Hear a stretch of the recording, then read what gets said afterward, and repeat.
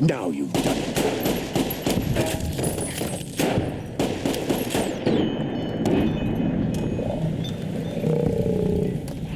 Your maker.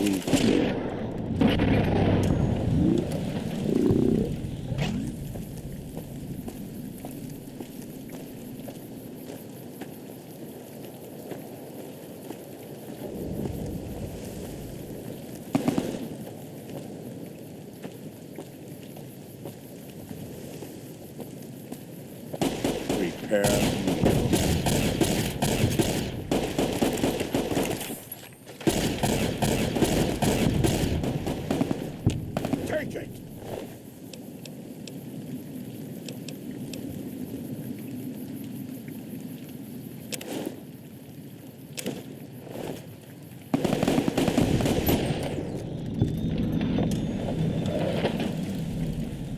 Cuida essa fortuba.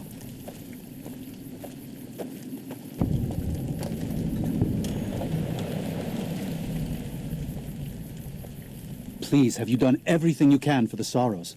Are they all accounted for?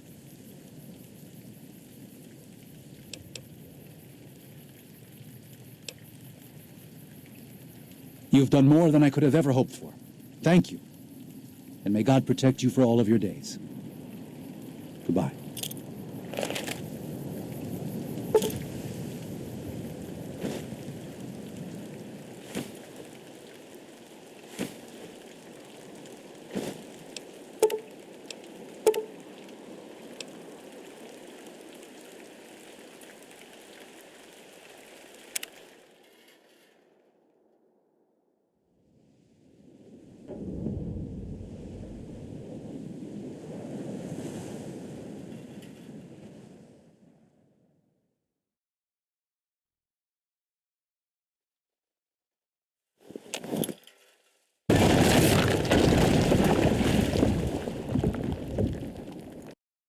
And so it was that the conflict between the New Canaanites and the Whitelegs was finally resolved.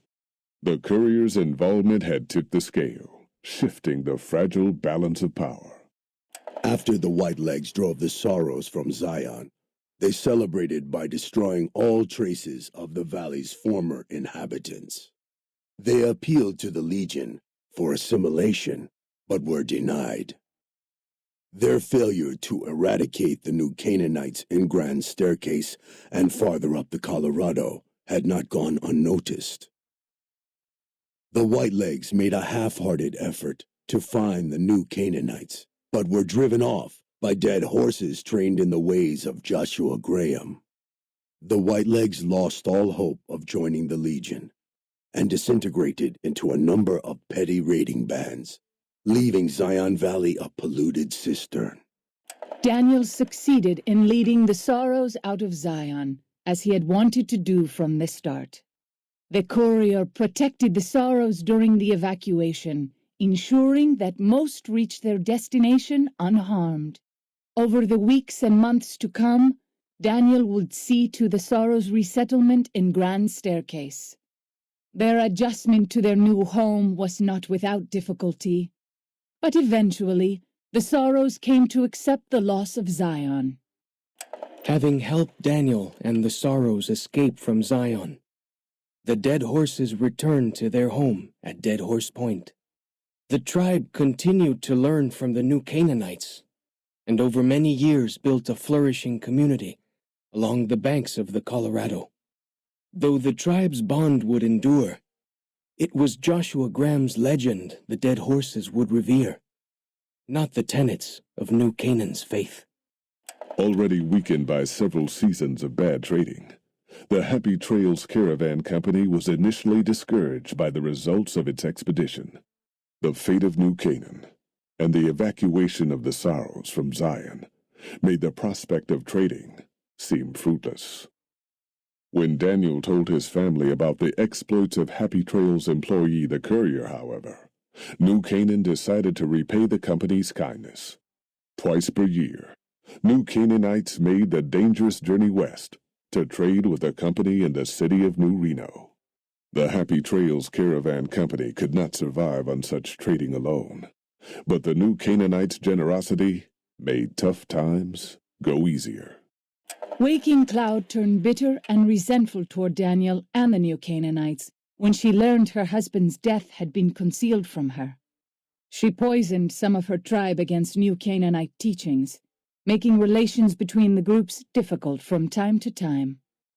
After leading the Sorrows from their home in Zion to safety in Grand Staircase, Daniel continued to wonder if he'd made the right choice. He spent his life evangelizing the beliefs of his people to a new generation of young men and women, as his ancestors had for centuries before him.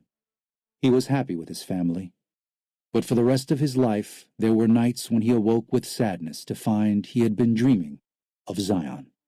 And with that, the courier walked out of the history of the tribes of Zion and back to the gathering storm of the Mojave wasteland.